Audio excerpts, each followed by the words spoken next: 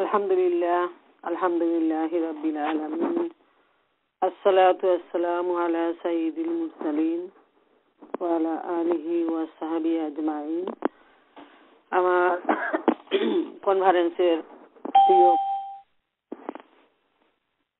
আপনাদের সবাইকে আসসালামু আলাইকুম ওয়া রাহমাতুল্লাহি ওয়া বারাকাতুহু।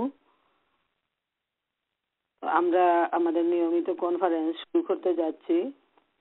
আপনারা সবাই জানেন যে আমরা সূরা বাকারা ধারাবাহিকভাবে আলোচনায় আছি। তো আজকে আমি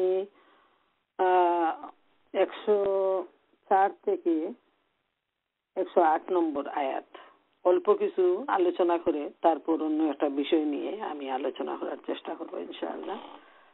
আল্লাহ সুবহানাহু ওয়া তাআলা আমাকে তৌফিক দান করুন। ওমা তৌফিকি ইল্লা বিল্লাহ।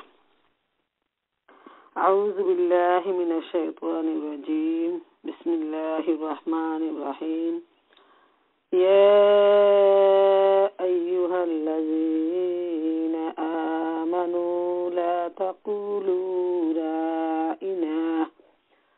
رائنا وقولوا انظرنا واسمعوا وللكافرين عذاب أليم ما يود الذين من أهل الكتاب ولا المشركين أن ينزل عليكم من خير من ربكم والله يختص برحمته من يشاء والله ذو الفضل العظيم ما ننسخ من آيات أو ننسها نأتي بغيرها أو مثله ألم تعلم أن الله على كل شيء قدير ألم تعلم أن الله له ملك السماوات والأرض وما لكم من دون الله من ولي ولا نصير أم تريدون أن تسألوا رسولكم كما سئل موسى من قبل ومن يتبدل الكفر بالإيمان فقد ضل سواء السبيل صدق الله المولانا العظيم। ইরশাদ হচ্ছে, বিতাড়িত শয়তান থেকে মহান মাবুদের দরবারে আশ্রয় চাই। পরম করুণাময় দয়ালু আল্লাহ সুবহানাহু ওয়া তাআলার নামে শুরু করছি। হে ঈমানদারগণ, তোমরা রাইনা বলো না, বরং উযুর না বলো এবং মনোযোগ সহকারে কথা শুনো। এ কাফেররা তো মর্মান্তিক শাস্তি লাভের উপযুক্ত। আহলে কিতাব বা মুশরিকদের মধ্য থেকে যারা সত্যের দাওয়াত গ্রহণে অস্বীকৃতি জানিয়েছে, তারা কখনো তোমাদের রবের পক্ষ থেকে তোমাদের উপর কোনো কল্যাণ নাজিল হওয়া পছন্দ করে না। কিন্তু আল্লাহ যাকে চান নিজের রহমত দানের জন্য বাছাই করে নেন এবং তিনি বড়ই অনুগ্রহশীল। আমি যে আয়াতকে মানসুখ করি বা ভুলিয়ে দিই, তার জায়গায় আনি তার চাইতে উত্তম অথবা কমপক্ষে ঠিক তেমনটি। তুমি কি জানো না আল্লাহ সব জিনিসের উপর ক্ষমতাশালী? তুমি কি জানো না পৃথিবী ও আকাশাদির শাসন কর্তৃত্ব একমাত্র আল্লাহর, আর তিনি ছাড়া তোমাদের আর কোনো পৃষ্ঠপোষক ও সাহায্যকারী নেই। তাহলে তোমরা কি তোমাদের রসুলের কাছে সেই ধরনের প্রশ্ন দাবি করতে চাও যেমনটি এর আগে মুসার কাছে করা হয়েছিল? অথচ যে ব্যক্তি ঈমানী আচরণকে কুফরি আচরণে পরিবর্তিত করেছে, সেই সত্য সঠিক পথ থেকে বিচ্যুত হয়েছে। প্রিয় মা বোনেরা আমার, আমি সূরা বাকারার 104 থেকে 108 নম্বর আয়াত পর্যন্ত তেলাওয়াত এবং সরল তরজমা পেশ করলাম।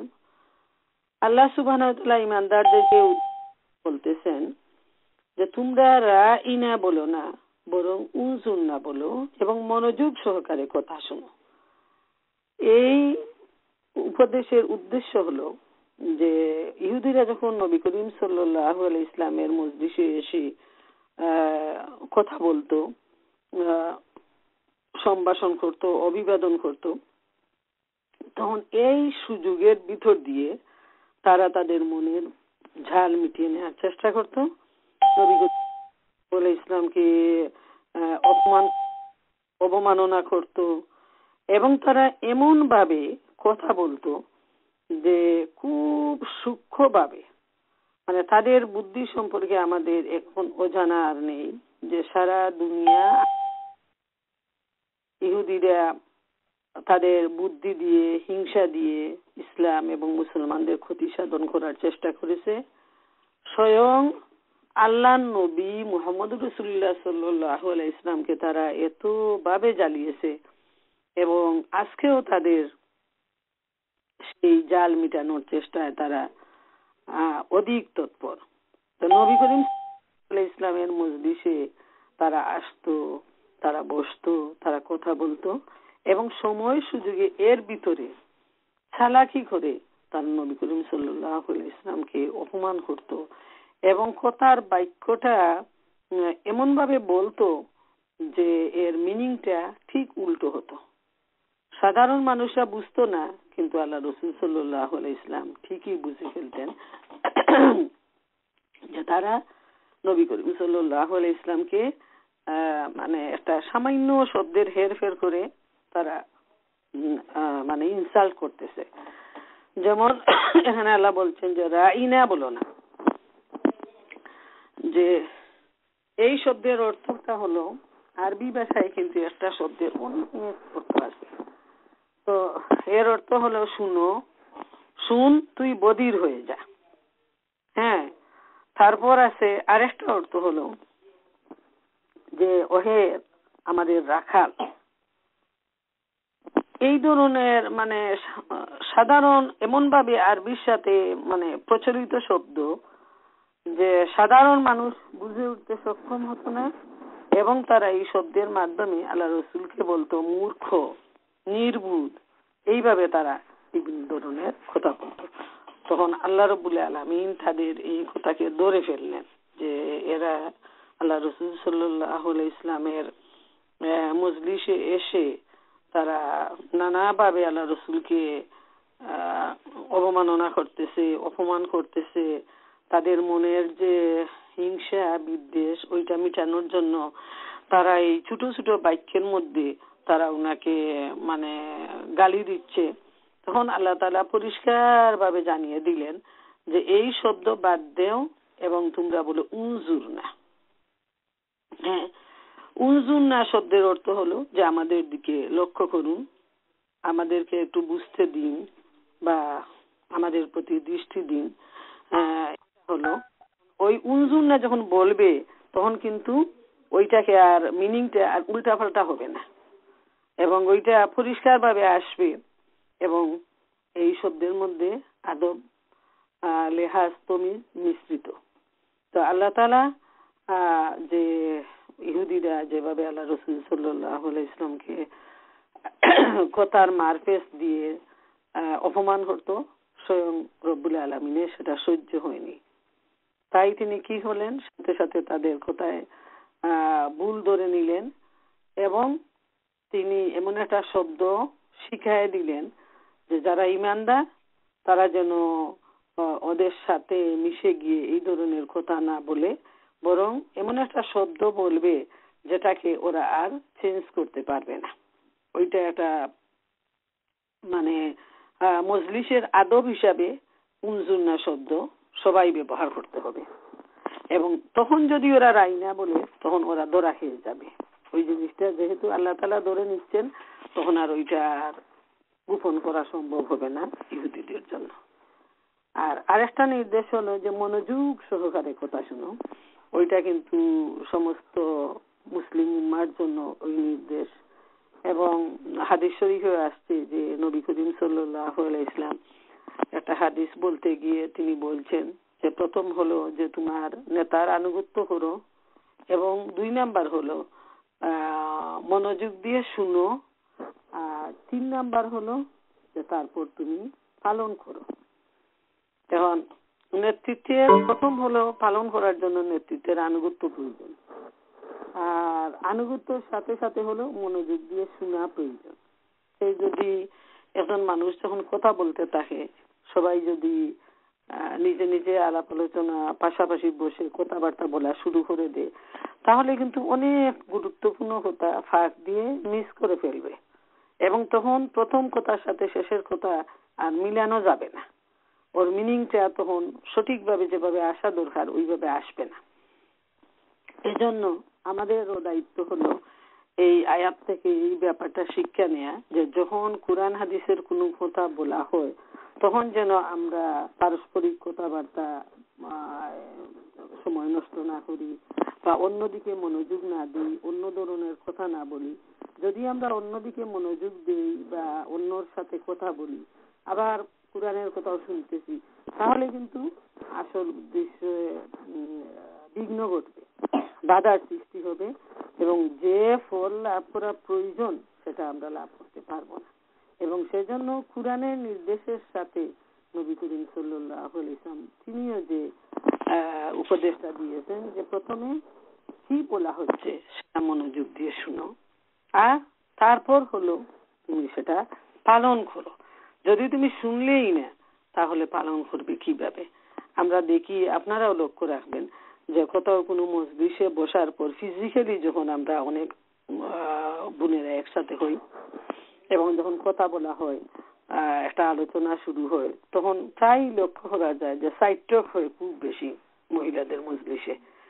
তো ওই সাইট্রকটা কিন্তু খুবই একটা মজলিসের জন্য খুবই মানে আদবের ব্যাপারে, ওইটাকে কি বলবো আমি, একটা বেয়াদবি। পরে দেখা যায় যে মজলিসে কি কথাবার্তা বলা হয়েছে অনেক বোনেরা সঠিকভাবে মানে শুনে নাই, পরে বলে যে আমরা তো ওইটা শুনি নাই বা ওইটা আমরা জানি নাই। যদি এটা ঘোষণাও দেওয়া হয় যে আগামীতে এই প্রোগ্রাম হবে বা এই কাজটা করা হবে, তখন অনেকেই কমপ্লেন করে আমাদেরকে বলা হয় নাই, অথচ ওই মজলিসেই বলা হয়েছে, কিন্তু উনারা মনোযোগ দিয়ে শুনে নাই বলেই উনারা ওইটা থেকে বঞ্চিত হয়েছে। তো ওই আয়াত থেকে যে ব্যাপারটা আমাদের কাছে পরিষ্কার, যে মজলিসের একটা আদব আছে, ওই আদবের ব্যাপারে ইহুদিরা ছিল খুবই পিছনে। ওরা বরং ইচ্ছাকৃতভাবে বেয়াদবি করত, আল্লাহ রাসূল সাল্লাল্লাহু আলাইহি ইসলামকে নানাভাবে কষ্ট দিত, এবং মনোযোগ সহকারে তারা কথা শুনতো না, নিজেরা বসে বসে তারা সাইড টক করতো। ওইটা ইচ্ছাকৃতভাবে করতো, যাতে মজলিসের মধ্যে একটা গোলযোগ সৃষ্টি হয়, সবাই যেন পরিষ্কারভাবে না শুনে আল্লাহ রাসূলের কথা। আর আল্লাহ ঘোষণা দিচ্ছেন যে এ কাফেররা তো মর্মান্তিক শাস্তি লাভের উপযুক্ত। যে কাফেররা ইচ্ছাকৃতভাবে এই ধরনের চরিত্রের অধিকারী, মজলিসের ভিতরে যারা আদব রক্ষা করে না এবং ইচ্ছাকৃতভাবে যারা মজলিসের মধ্যে বিশৃঙ্খলা সৃষ্টি করে, নবীর কথা যাতে মানুষের কানে না পৌঁছায় সেজন্য তারা বিভিন্ন ছলচাতুরি অবলম্বন করে। তো এজন্য আল্লাহ তাআলা ঘোষণা দিচ্ছেন যে তারা মর্মান্তিক শাস্তির উপযুক্ত। পরের আয়াতে আল্লাহ তাআলা বলছেন, আহলে কিতাব বা মুশরিকদের মধ্য থেকে যারা সত্যের দাওয়াত গ্রহণে অস্বীকৃতি জানিয়েছে, তারা কখনো তোমাদের রবের পক্ষ থেকে তোমাদের উপর কোনো কল্যাণ নাজিল হওয়া পছন্দ করে না, কিন্তু আল্লাহ যাকে চান নিজের রহমত দানের জন্য বাছাই করে নেন, এবং তিনি বড়ই অনুগ্রহশীল। যে যারা আহলে কিতাব এবং মুশরিক, তারা নবী করিম সাল্লাল্লাহু আলাইহি ইসলামের মাধ্যমে এই যে কোরআনে আহ্বান করা হচ্ছে, সত্যের যে দাওয়াত দেয়া হচ্ছে, ওইটা গ্রহণের ব্যাপারে তারা অস্বীকৃতি জানায়, এবং তারা কোনো সময়ই এই মহাগ্রন্থ আল কুরআন যে আল্লাহর পক্ষ থেকে নাজিল হয়েছে ওইটা তারা পছন্দ করে না, এবং তারা অস্বীকৃতি জানায়, এবং তারা নিজেদের দলের মধ্যে অপপ্রচার করতে শুরু করে যে ওইটা মন গড়া, ওইটা একটা পাগলের প্রলাপ বা জাদুঘরের জাদুঘরি, এই ধরনের নানা উপবাদ তারা নবী করিম সাল্লাল্লাহু আলাইহি ইসলামের উপর তারা দেয়। আর আল্লাহ বলছেন আল্লাহ যাকে চান নিজে রহমত দানের জন্য বাছাই করে নেন এবং তিনি বড়ই অনুগ্রহশীল। যে আল্লাহর এই কালাম এবং সত্যকে বিশ্বাস করা সবার কিসমতে হয় না। এজন্য আল্লাহ নিজেই এখানে ঘোষণা দিচ্ছেন যে যাদের কিসমত ভালো তারাই আল্লাহর এই রহমত লাভের যোগ্য, এবং যারা মনে করেন হতভাগ্য তাদের কাছে সত্য সবসময় অন্ধকার। তারা সব কিছু দুনিয়ার সুযোগ সুবিধা আরাম আয়েশ পার্থিব কল্যাণ সবকিছু তারা পরিষ্কার ভাবে চোখে দেখে, কিন্তু সত্যকে দেখার ব্যাপারে তারা সবসময় অন্ধকারের মধ্যে নিমজ্জিত।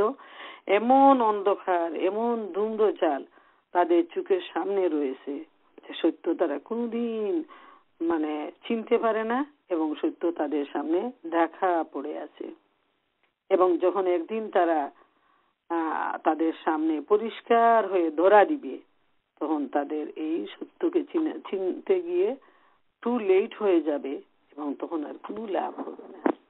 তারা যখন সেই আসল পানিশমেন্টের মধ্যে পড়ে যাবে মৃত্যুর পর, তখন সত্যকে তারা ঠিকই বুঝতে পারবে, কিন্তু তখন আর গ্রহণ করার সুযোগ, আমল করার সুযোগ, ধ্বংস থেকে বাঁচার কোনো সুযোগ আর তাদেরকে দেয়া হবে না। এটাই তখন হবে তাদের লাঞ্ছনার একটা কারণ।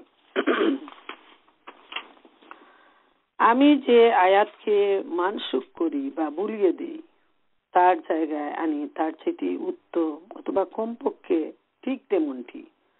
তুমি কি জানো না আল্লাহ সব জিনিসের উপর ক্ষমতাশালী? আল্লাহ সুবহানাহু ওয়া তাআলা বলছেন যে বিভিন্ন সময় কুরআনের আয়াত, অনেক সময় দেখা গেছে যে প্রথম দিকে যেমন একটা আয়াত নাজিল হয়েছে, কিন্তু কয়েক বছর পর আল্লাহ রাব্বুল আলামিন এই আয়াতটা মানসুখ করে দিয়েছেন, তুলে নিয়েছেন, এবং তার জায়গায় এর চাইতে উত্তম অথবা এরই মতো আর একটা নির্দেশ তিনি দিচ্ছেন। যেমন এক্সাম্পল হিসাবে দেখুন সূরা বাকারার 183 থেকে আপনারা 100 ওই রুকুটা আপনারা পড়েন, তাহলে দেখবেন যে রোজার ব্যাপারে প্রথম বলা হয়েছিল যে যারা পারবে না রোজা রাখতে, তারা যেন ফিদিয়া দেয়, এবং আর পুনর্বার রাখার ব্যাপারে বলা হয় নাই। কিন্তু পরবর্তীতে আয়াত নাযিল হয়ে দেখা গেল যে আল্লাহ তাআলা বলছেন যে যারা বৃদ্ধ এবং অসুস্থ তাদের জন্য এই সুযোগ, যারা মুসাফির তাদের জন্য এই সুযোগ, এবং বাকিদের জন্য এই সুযোগ না। আর যারা অসুস্থ মুসাফির তাদেরকে এই সুযোগ দেওয়া হয়েছে, কিন্তু তারা পরবর্তীতে ওই রোজাটা তারা আদায় করে নেবে। প্রথমে কিন্তু ওইটা ছিল না, পরবর্তীতে ওই আয়াতটা আসছে। এইভাবে ওইটা হলো বান্দার জন্য অধিক কল্যাণকর, এজন্য আল্লাহ সুবহানাহু ওয়া তাআলা ওই নির্দেশ দিয়েছেন। তারপর আরেকটা এক্সাম্পল আমি দিতে পারি, যেমন মুতা বিবাহের ব্যাপারে প্রথমে একটা বিশেষ কারণে একটা যুদ্ধের সময় ওই সুযোগটা দেয়া হয়েছিল, কিন্তু পরবর্তীতে ওইটা আবার মানসিক করা হয়েছে, ওইটা তুলে দেয়া হয়েছে, ওই সিস্টেম আর থাকেনি। তারপর দেখা গেল গুলামের ব্যাপারে, যে যখন ইসলাম এবং তার পরবর্তী যুগে গুলামের প্রচলন ছিল, গুলাম কেনাকাটা হতো, বিক্রি করা হতো, এবং গুলামকে আজাদ করার ব্যাপারে এত বেশি সওয়াব যে কোরআনে বলা হয়েছে, এবং হাদিস শরীফে নবী করিম সাল্লাল্লাহু আলাইহি ইসলাম বারবার উৎসাহিত করেছেন। কিন্তু এই গুলামের যে সিস্টেমটা ওইটা চিরতরে বিলীন করে দেয়া হয়েছে। ইসলামে কোনো মানুষ মানুষের গুলাম নয়, ওইটাকে একেবারে চিরতরে ধ্বংস করে দেয়া হয়েছে। মানুষ মানুষের গুলাম হতে পারে না, মানুষ হবে আল্লাহর গুলাম। কিন্তু ওইটা ছিল মানুষের মন গড়া, মানুষই ওইটা তৈরি করেছে, এবং আল্লাহ তাআলা ওইটাকে একেবারে নিঃশেষ করে দিয়েছেন। তুমি কি জানো না আল্লাহ সব জিনিসের উপর, আল্লাহ তাআলা বলতেছেন যে আল্লাহর হাতেই তো সব কিছুর ক্ষমতা, সব ক্ষমতাশীল হলেন, সার্বভৌমতার মালিক হলেন একমাত্র আল্লাহ রাব্বুল আলামিন। তিনি যেভাবে ইচ্ছা সেভাবেই তিনি এই পৃথিবীকে পরিচালনা করবেন। কুরআনের যখন যে নির্দেশ তিনি জারি করবেন, এ ব্যাপারে মানুষের বলার, মানুষের সমালোচনা করার কোনো অধিকার নেই। এটা হলো এত বড় স্পর্ধা যে আমরা একজন মুরব্বী মানুষেরও সমালোচনা করতে আমাদের বিবেকে বাদে। আর স্বয়ং সৃষ্টির মালিক হচ্ছেন আল্লাহ রাব্বুল আলামিন। আর আল্লাহর সৃষ্টি মানুষ হয়ে কিভাবে আল্লাহর সমালোচনা করে, এত বড় স্পর্ধা। যখন তাদের উপর জাহান্নামের আগুন চাপিয়ে দেওয়া হবে, তখন তারা বুঝবে যে তারা কত বড় সাহস করেছিল এবং কত বড় অন্যায় করেছিল। এরপরে আয়াতে আল্লাহ বলছেন, তুমি কি জানো না পৃথিবী ও আকাশ রাজি শাসন কর্তৃত্ব একমাত্র আল্লাহ, আর তিনি ছাড়া তোমাদের আর কোনো পৃষ্ঠপোষক ও সাহায্যকারী নেই। নবীর মাধ্যমে দুনিয়াবাসীকে আল্লাহ জানিয়ে দিচ্ছেন যে পৃথিবী আর আকাশের সম্পূর্ণ ক্ষমতা হলো আল্লাহ। তিনি পৃথিবীবাসীকে যেমন পরিচালনা করেন, আকাশ রাজ্যকেও তিনি পরিচালনা করেন। এই চাঁদ, সূর্য, গ্রহ, তারা এত শক্তিশালী, এক একটা গ্রহ সবগুলাকে পরিচালনা করেন একমাত্র আল্লাহ রাব্বুল আলামিন। আর এই জমিনের মধ্যে আমরা যদি একটু চিন্তা করি, তাহলে দেখি যে শুধু মানুষরাই আমাদেরকে নিয়ে আমরা এত ব্যস্ত হয়ে গেছি। আমাদের কতটুকু প্রয়োজন? আমরা যদি জঙ্গলের একটা বড় পশুর সাথে তুলনা করি, তাইলে তো তার তুলনায় আমাদের প্রয়োজনটা অনেক কম। আমাদের খাবার 3 বেলা 4 বেলা খেয়েও আমরা একটা বড় পশুর সমান আহার আমরা করতে পারবো না। তারপর আমরা পেরেশান হয়ে যাই, মানুষ মিথ্যা কথা বলে, অন্যায় করে, খেয়ানত করে, মানুষের সম্পদ আত্মসাৎ করে, খুন খারাপি সব কিছু করে এত বড় নাফরমানির মধ্যে মানুষ ডুবে আছে। অথচ আল্লাহ রাব্বুল আলামিন তার জঙ্গলের এত বিশাল প্রাণীগুলো, বাঘ, বল্লুক, হাতির মতো বিশালকায় প্রাণীকে আল্লাহ তাআলাই খাবার দান করেন। সাগরের নিচে এত বিশাল বিশাল প্রাণী, সেগুলোকেও আল্লাহ রাব্বুল আলামিন খাবার দান করেন। ওদের মধ্যে কোনো মারামারি, হিংসা, বিদ্বেষ কিছুই নেই। যার যার মতো খাবার খেয়ে ওরা নিজের দিন নিয়েই তারা ব্যস্ত থাকে। তাদের আহারের পর তারা কিন্তু অন্যায়ভাবে অন্য একটা প্রাণীকে গিয়ে হত্যা করে না। একটা পশুরও এই বুদ্ধি, এই বিবেক আছে। কিন্তু মানুষ শ্রেষ্ঠ জীব হিসাবে আমরা আমাদের প্রয়োজন শেষ হওয়ার পরও আমরা অনর্থক বাকি সময়টাও আরো অতিরিক্ত পাওয়ার জন্য আমরা প্রাণপণ চেষ্টা করি, এবং শেষ পর্যন্ত দেখা যায় যে এই চেষ্টার পিছনে মানুষ মিথ্যা বলে, অন্যায় করে, অনেক বেশি পাপ করে, যেটা ভাষা দিয়ে বর্ণনা করা যাবে না। আর তিনি ছাড়া তোমাদের আর কোন পৃষ্ঠপোষক ও সাহায্যকারী নেই। আল্লাহ নিজেই বলে দিচ্ছেন যে একমাত্র অভিভাবক, একমাত্র সাহায্যকারী হচ্ছেন আল্লাহ রাব্বুল আলামিন। এই দুনিয়ায় আমাদের পিতামাতা, স্বামী, স্ত্রী, ছেলে, মেয়ে, অনেক সময় মনে করি যে এরাই আমাদের পৃষ্ঠপোষক, এরাই আমাদের সাহায্যকারী।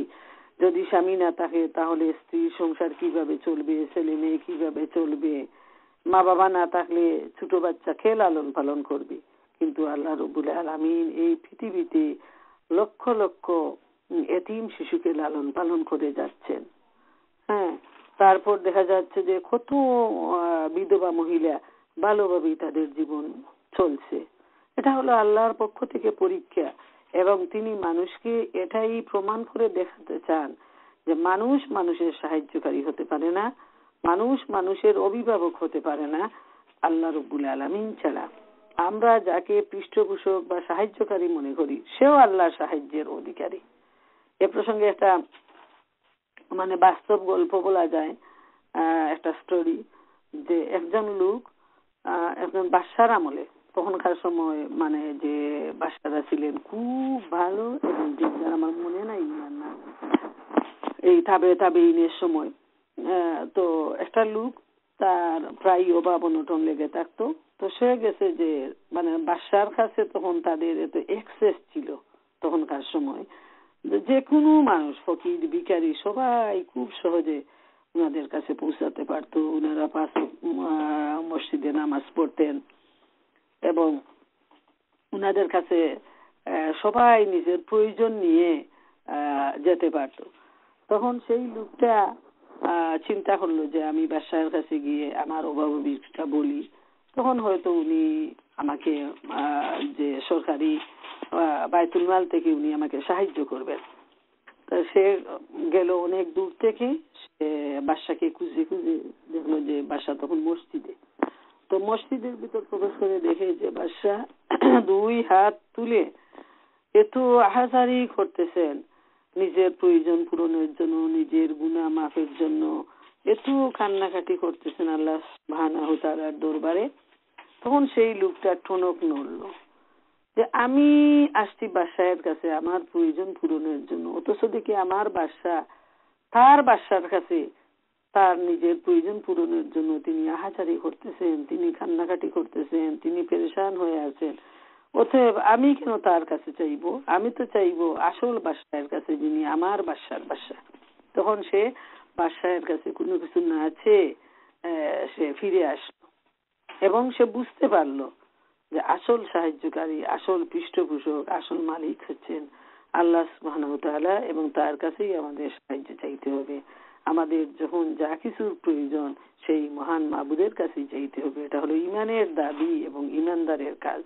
মানুষ মানুষের পৃষ্ঠপোষক হতে পারে না। পরের আয়াতে আল্লাহ তাআলা বলছেন, তাহলে তোমরা কি তোমাদের রাসূলের কাছে সেই ধরনের প্রশ্ন ও দাবি করতে চাও যেমনটি এর আগে মুসার কাছে করা হয়েছিল? অথচ যে ব্যক্তি ঈমানী আচরণকে কুফরি আচরণে পরিবর্তিত করেছে সেই সঠিক পথ থেকে বিচ্যুত হয়েছে।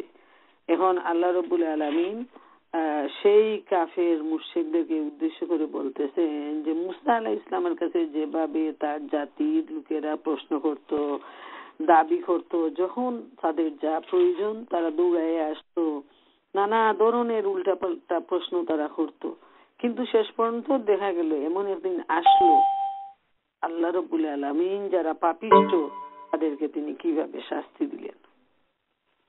তো আল্লাহ তাআলা এর রেজাল্ট বলতেছেন যে যারা এইভাবে ঈমানী আচরণকে কুফরি আচরণে পরিবর্তন করবে, মানে তোমাদের উচিত হলো তোমরা ঈমান গ্রহণ করা এবং ঈমানের দাবি অনুযায়ী ঈমানের যে আচরণ, যে চরিত্র, যে ব্যবহার, যে আমল সেটা তৈরি করা।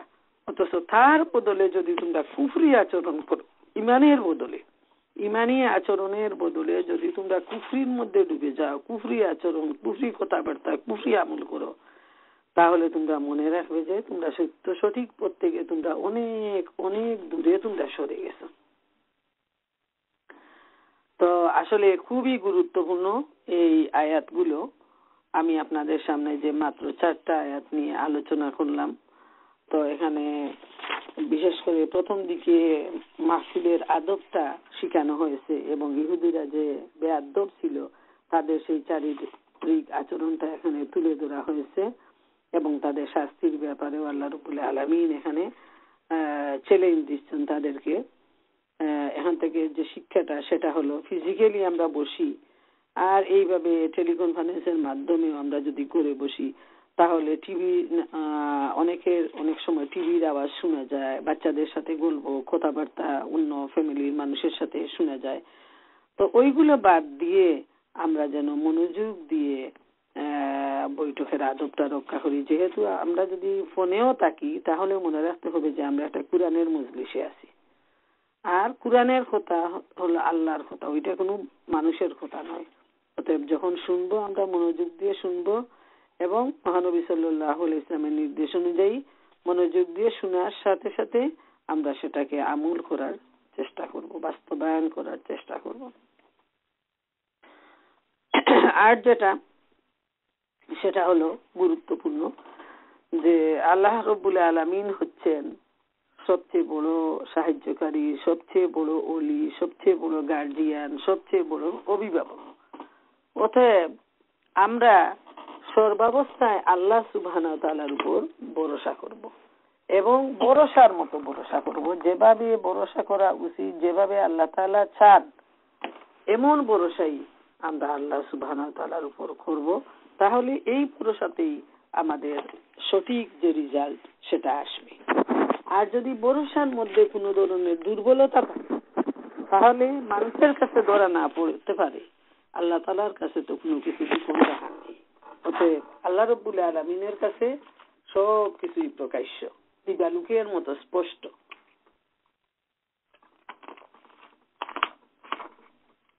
অতএব সুখে দুঃখে ভালো মন্দে সর্বাবস্থায় আমরা মহান মাবুদের উপর ভরসা করব, আল্লাহ তাআলাকে সাহায্যকারী ভাববো এবং এই খাস নিয়তে আল্লাহ তাআলার কাছে আমরা অনুনয় বিনয় করে আমরা সাহায্য চাইব, আমাদের গুনার মাফি চাইব।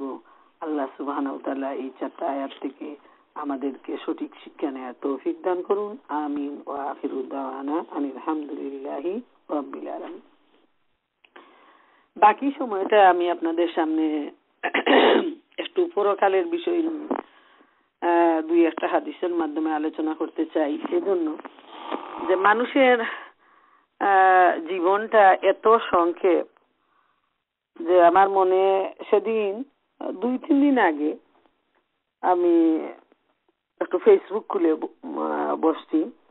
প্রতিদিনই 2-1 বার বসি, চেক করি দেশের অবস্থা জানার জন্য, মানুষের মতামত জানার জন্য যে কি হচ্ছে না হচ্ছে।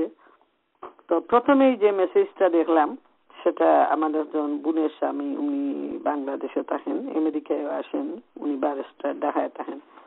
তো দেখি প্রথম উনার একটা পোস্ট এবং ইন্না লিল্লাহি ওয়া ইন্না ইলাইহি রাজিউন লিখা। তো আমি খুব মনোযোগ দিয়ে পড়লাম যে কি বিষয়, কার কি হয়েছে। তো দেখি উনি লিখছেন যে উনার খুব ঘনিষ্ঠ ফ্রেন্ড, যার সাথে উনি ঢাকা ইউনিভার্সিটিতে পড়ছেন এবং ইংল্যান্ডেও পড়াশোনা করছেন, সেই বন্ধুটির মা বাবা 1 সপ্তাহ আগে 24 আওয়ার্সের মধ্যে 2জনই মারা গেছেন, দুনিয়া থেকে চিরবিদায় নিয়েছেন। এবং ঠিক 1 সপ্তাহ পর সেই ইয়াং মানুষটি, হয়তো 45-এর ভিতর বয়স হবে, উনি ইন্তেকাল করেছেন, আমার ওই বোনের স্বামীর ঘনিষ্ঠ ফ্রেন্ডটা। তো নানাজন নানা ধরনের কমেন্ট করছেন, দোয়া করতেছেন বা দুঃখ প্রকাশ করতেছেন। আমি দেখেই মনে হলো যে আসলে তো মৃত্যুটা যে কত বাস্তব, কত চিরসত্য। মৃত্যু আমাদের আষ্টে পৃষ্ঠে এমন ভাবে জড়িয়ে আছে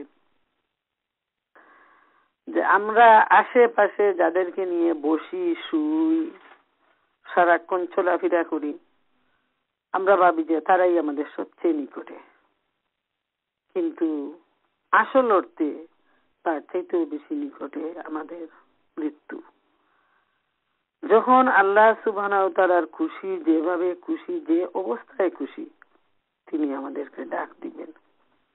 এবং এই মৃত্যুটা এত বাস্তব, এত সহজ, যে এত বিশাল একটা দেহ আমাদের। আমরা ওয়েট কমানোর জন্য দেখি আমরা সব মানুষরাই এক্সারসাইজ করে, তারপর ডায়েট করে, কত কিছু করে যে এই বিশাল দেহটাকে আরো যেন কমায় নিয়ে আসতে পারি। কিন্তু আসল মানুষ যেটা আমাদের আত্মা, সেটাকেই বহন করতেছে আমাদের এই দেহটা। দেহটা আসলে কিছুই নয়। আত্মাকে বহন করার জন্য গাড়ির ফ্রেম যেরকম ইঞ্জিনটাকে নিয়ে যাওয়ার জন্য, ঠিক তেমন একটা গাড়ির ফ্রেমের মতো আমাদের এই বডিটা, আমাদের এই দেহটা, যেটা আমরা দেখি, সবাই দেখে, আমাদের নাগালের মধ্যে আছে। কিন্তু সবচেয়ে গুরুত্বপূর্ণ, যার উপর শাস্তি এবং সুখ আসবে, যে আত্মার উপর আমাদের মনে করেন ভালো মন্দ, আজকেও আমরা যখন অসুস্থ হই তখন আমরা ওই আত্মার জন্যই আমরা ফিল করতে পারি আমাদের সেই কষ্টটা। যখন আনন্দিত হই তখন সেই সুখটাও আমরা আত্মার জন্যই বুঝতে পারি। এই আত্মাটা কেউ দেখে নাই, দেখবেও না। আত্মাটাই হচ্ছে সবকিছু। এবং আল্লাহ তাআলার হুকুমে যখন আল্লাহ রাব্বুল আলামিন অর্ডার করবেন, সাথে সাথে মালাকুল মউত এসে, হয়তো দাঁড়ানো অবস্থা, বসা অবস্থা, শুয়া অবস্থা, গাড়িতে, বাসে, ট্রেনে, প্লেনে, বেড়ানোতে, নামাজ অবস্থায়, ঘুমন্ত অবস্থায় আল্লাহ সুবহানাহু ওয়া তাআলা নিয়ে যাবেন, কোনো তোয়াক্কাই করবেন না। আর তখন কোনো অবকাশও দিবেন না, তখন কোনো সুযোগও আমাদেরকে দেয়া হবে না। হুকুম হওয়ার সাথে সাথে সেই মালাকুল মউত এসে আমাদের সেই আত্মাটাকে এই বিরাট দেহ থেকে ছু মেরে নিয়ে যাবে। হায় আল্লাহ, এই সময় সবার জীবনে আসবে। কুল্লু নাফসুন যায়কাতুল মউত, প্রত্যেকটা সৃষ্টি মৃত্যুর স্বাদ গ্রহণ করবে, কোনো সন্দেহ নেই, কোনো সন্দেহ নেই। যেই এই দুনিয়ার জীবন নিয়ে আসবে, প্রাণ থাকবে, তারই মৃত্যু হবে, তাতে কোনো সন্দেহ নেই। এ সম্পর্কে সূরা জুমার 8 নম্বর আয়াতে আল্লাহ সুবহানাহু ওয়া তাআলা ইরশাদ করেন, কুল ইন্নাল মাউতাল্লাযী তাফিরুনা মিনহু ফাইন্নাহু মুলাকীকুম সুম্মা তুরাদ্দুনা ইলা আলিমিল গায়বি ওয়াশ শাহাদাতি ফায়ুনাব্বিউকুম বিমা কুনতুম তা'মালুন। এদেরকে বলুন যে মৃত্যু থেকে তোমরা পালাচ্ছ তা নিশ্চয়ই তোমাদেরকে পাকড়াও করবে, অতঃপর তোমাদেরকে সে মহান সত্তা আল্লাহর নিকট হাজির করানো হবে, যিনি তোমাদের প্রকাশ্য গোপন সবকিছু জানেন। আর তখন তিনি তোমাদেরকে তোমাদের দুনিয়ার আমল সমূহ জানিয়ে দিবে। প্রিয় মা বোনেরা আমার, বাঁচার কোনো উপায় নেই। যখন ধরা পড়ে যাব তখন আল্লাহ সুবহানাহু ওয়া তাআলা বলছেন, এই দুনিয়ার জীবনে আমরা যা কিছু করেছি, করতেছি, করে আসছি অতীতে, সব কিছু কিন্তু আল্লাহ সুবহানাহু ওয়া তাআলা তখন আমাদেরকে জানিয়ে দিবেন। সুবহানাল্লাহ। এ সম্পর্কে তিরমিজি শরীফের একটা হাদিসে আসছে, হযরত সাদ্দাদ ইবনে আওস রাদিয়াল্লাহু আনহু হতে বর্ণিত, নবী করিম সাল্লাল্লাহু আলাইহি ওয়াসাল্লাম বলেছেন, প্রকৃতপক্ষে বুদ্ধিমান সেই ব্যক্তি যে নিজ প্রবৃত্তিকে বশ করেছে এবং মৃত্যু পরবর্তী জীবনের উদ্দেশ্যে কাজ করে। আর বুদ্ধিহীন হলো সেই ব্যক্তি যে আপন নফসকে প্রবৃত্তির খামখেয়ালির হাতে সঁপে দিয়ে আল্লাহর রহমতের উপর অহেতুক আশা বেঁধে আছে। তাইলে এই হাদিসটা আমাদেরকে কি বলে দিচ্ছে? এত সাইন্টিফিক নবী করিম সাল্লাল্লাহু আলাইহি ওয়াসাল্লামের উপদেশ বাণী যে আসল বুদ্ধিমান তো সে যে মৃত্যু পরবর্তী জীবনের জন্য কাজ করে, আর সেই হলো বুদ্ধিহীন যে নিজের নফসকে খামখেয়ালির উপর প্রবৃত্তির উপর ছেড়ে দিয়ে আল্লাহর উপর আশা করে বসে আছে। একদল মানুষ আছে না, আল্লাহ আমাকে মাফ করে দিবেন, আল্লাহ এত দয়াবান। এটা তো অবশ্যই, আল্লাহর দয়া না হলে তো দুনিয়ায় এক কদম অগ্রসর হওয়ার কোনো উপায় নেই, আর বাকি রইল তো বিশাল আখিরাতের জীবন। এইটা তো ঠিক আছে, কিন্তু কেউ যদি নামাজ পড়লো না, রোজা করলো না, সে আল্লাহর হুকুমই তো মানলো না, সে কিভাবে আল্লাহর অনুগ্রহের প্রত্যাশী হতে পারে? আল্লাহ তো তাকেই অনুগ্রহ করবেন যে আল্লাহর হুকুম মানবে এবং হুকুম মানার পর আল্লাহ সুবহানাহু ওয়া তাআলার কাছে আশা করবে যে আল্লাহ তুমি আমাকে মাফ করে দাও। এটাই হলো স্বাভাবিক বিবেকের দাবি। আর সেটা না করে যদি আমরা নফসের উপর ছেড়ে দিলাম, নফস যা খুশি যেভাবে খুশি দুনিয়ার জীবনে আনন্দ আহ্লাদ, আমানতের খেয়ানত, হিংসা, বিদ্বেষ সব কিছু করে থাকলো, কিভাবে সে মানুষটা আশা করতে পারে যে এত অন্যায়, এত বিচার, সারা দুনিয়ার জীবন সে আল্লাহ তাআলাকে খুশি করার জন্য চিন্তাই করলো না, কোনো চেষ্টাও করলো না, নিজের ছেলে মেয়েকেও কোনো শিক্ষা দিল না। হ্যাঁ, সবচেয়ে আফসোস লাগে আমার, দুনিয়ার এত বুদ্ধি, এত মানে সুন্দর ঘর বাড়ি সব কিছু আছে, কিন্তু নিজের সন্তানকে মানুষ নামাজ শিক্ষা দেয় না, পর্দা শিক্ষা দেয় না। হ্যাঁ, তারপর ওই সন্তানের প্রতি আশা করে যে ওটা আমার সন্তান, আমার সন্তান। ওই সন্তান তো তোমার সরকাতের সাথে সাথেই তার সাথে তোমার সম্পর্ক বিচ্ছিন্ন হয়ে গেলে সে তো তোমার কি করবে?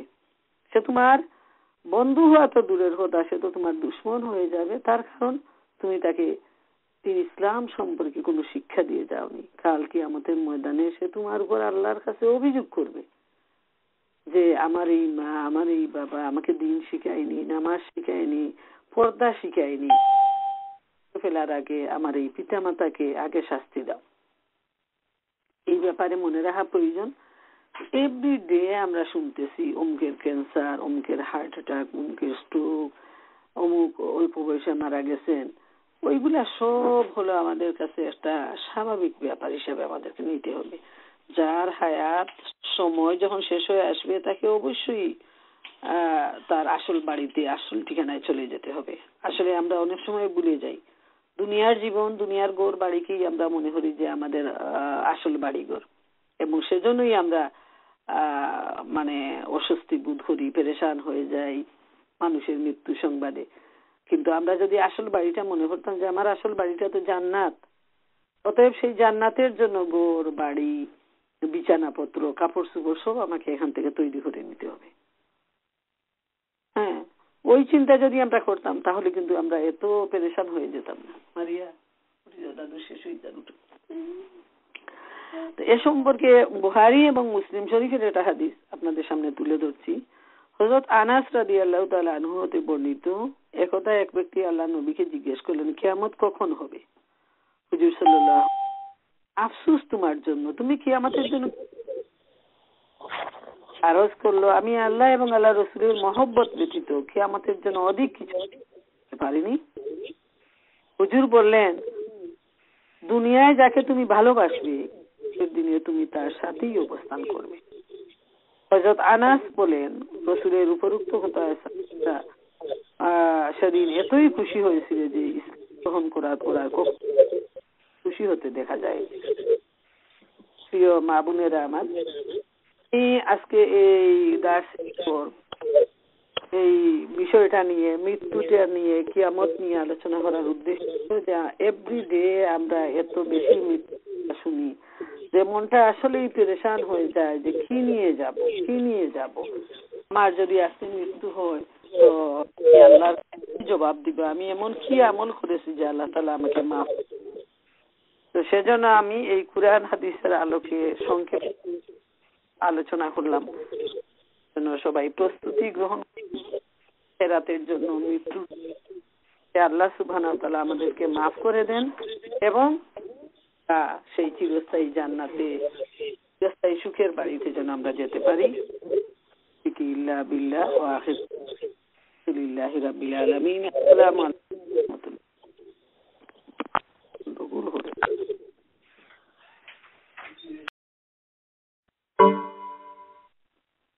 আলহামদুলিল্লাহ, আলহামদুলিল্লাহি রাব্বিল আলামিন। আসসালাতু ওয়াসসালামু আলা সাইয়্যিদিল মুরসালিন ওয়া আলা আলিহি ওয়া সাহবিহি আজমাইন। আমার কনফারেন্সের প্রিয় আপনাদের সবাইকে আসসালামু আলাইকুম ওয়া রাহমাতুল্লাহি ওয়া বারাকাতুহু। আমরা আমাদের নিয়মিত কনফারেন্স শুরু করতে যাচ্ছি। আপনারা সবাই জানেন যে আমরা সূরা বাকারা ধারাবাহিকভাবে আলোচনায় আছি। তো আজকে আমি 104 থেকে 108 নম্বর আয়াত অল্প কিছু আলোচনা করে তারপর অন্য একটা বিষয় নিয়ে আমি আলোচনা করার চেষ্টা করবো ইনশাআল্লাহ। আল্লাহ সুবহানাহু ওয়া তাআলা আমাকে তৌফিক দান করুন। ওমা তৌফিকি ইল্লা বিল্লাহ। আউযু বিল্লাহি মিনাশ শাইতানির রাজীম। বিসমিল্লাহির রহমানির রহিম। ইয়া আইয়ুহাল্লাযীনা আমানু লা তাকুলু রাইনা ওয়া কুলু যুরনা ওয়াসমাউ ওয়ালিল কাফিরিনা আযাবুন আলীম।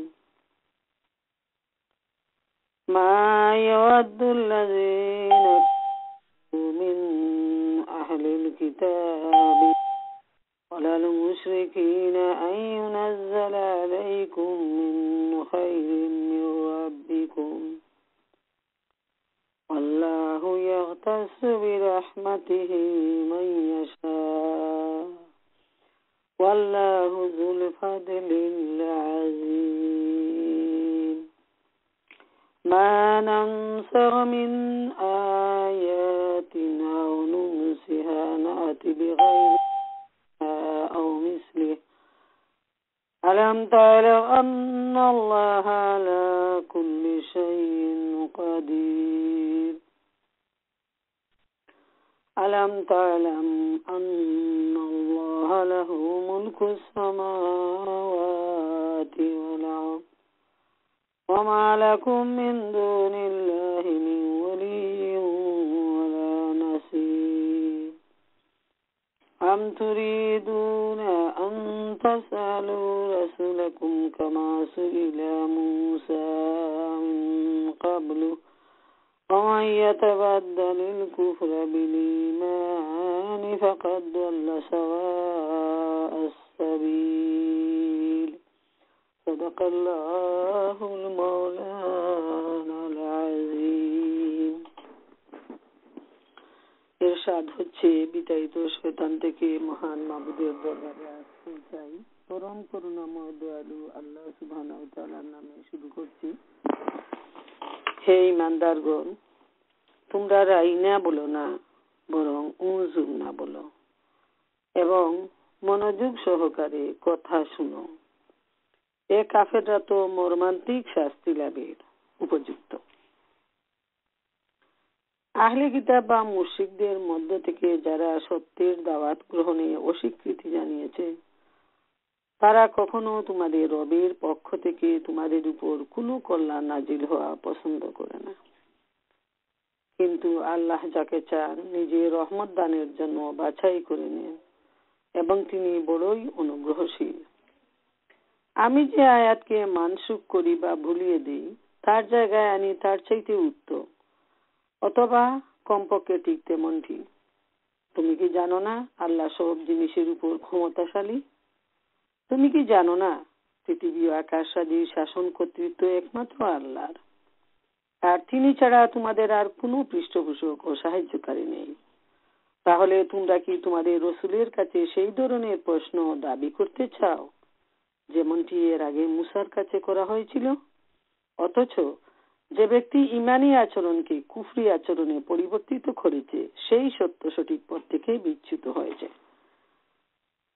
প্রিয় মা বোনেরা আমার, আমি সূরা বাকারার 104 থেকে 108 নম্বর আয়াত পর্যন্ত তেলাওয়াত এবং সরল তর্জমা পেশ করলাম। আল্লাহ সুবহানাহু ওয়া তাআলা ঈমানদারদেরকে বলতেছেন যে তোমরা রাইনা বলো না, বরং উযুর না বলো এবং মনোযোগ সহকারে কথা শোনো। এই উপদেশের উদ্দেশ্য হলো যে ইহুদিরা যখন নবী করিম সাল্লাল্লাহু আলাইহি ইসলামের মজলিসে এসে কথা বলতো, সম্ভাষণ করত, অভিবাদন করত, তখন এই সুযোগের ভিতর দিয়ে তারা তাদের মনের ঝাল মিটিয়ে নেওয়ার চেষ্টা করত। নবী করিম ইসলামকে অবমাননা করত এবং তারা এমন ভাবে কথা বলতো যে খুব সূক্ষ্মভাবে, মানে তাদের বুদ্ধি সম্পর্কে আমাদের এখন অজানা আর নেই, যে সারা দুনিয়া ইহুদিরা তাদের বুদ্ধি দিয়ে, হিংসা দিয়ে ইসলাম এবং মুসলমানদের ক্ষতি সাধন করার চেষ্টা করেছে।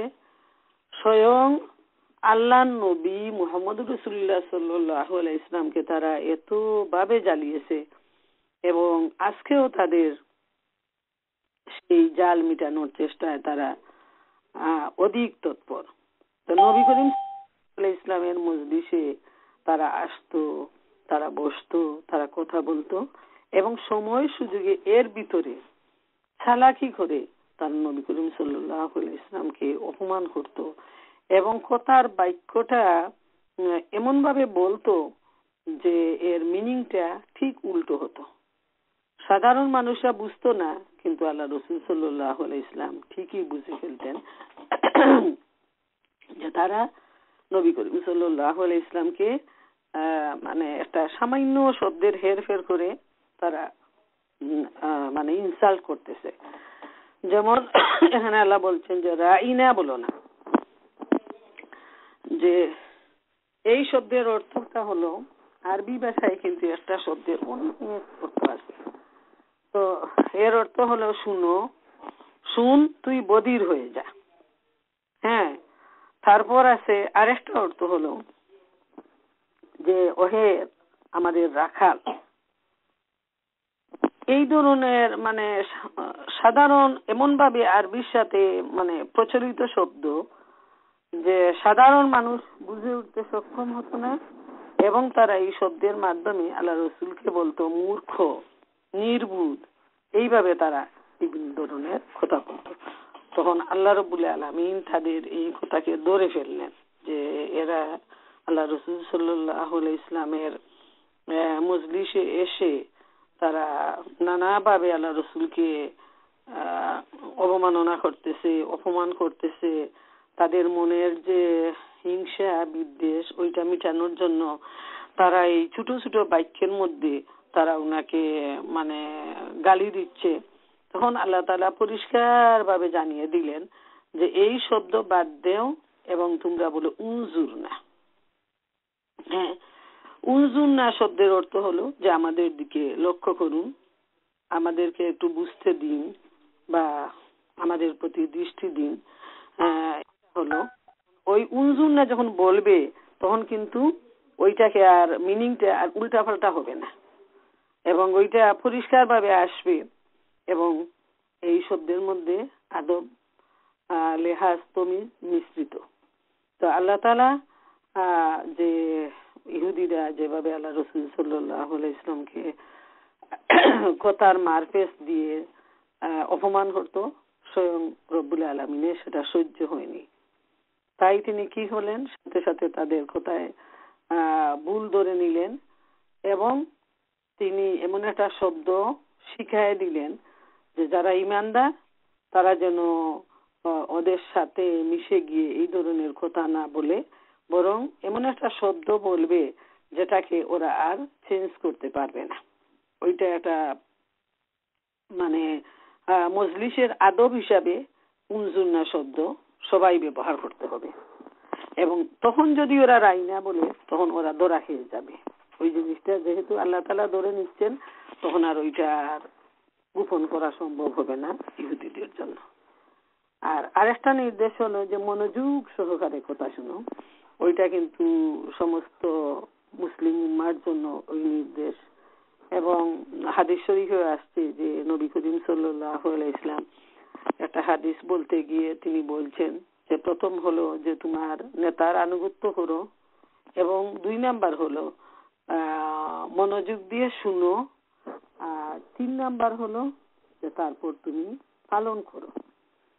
এখন নেতৃত্বের প্রথম হলো পালন করার জন্য নেতৃত্বের আনুগত্য প্রয়োজন, আর আনুগত্যের সাথে সাথে হলো মনোযোগ দিয়ে শোনা প্রয়োজন।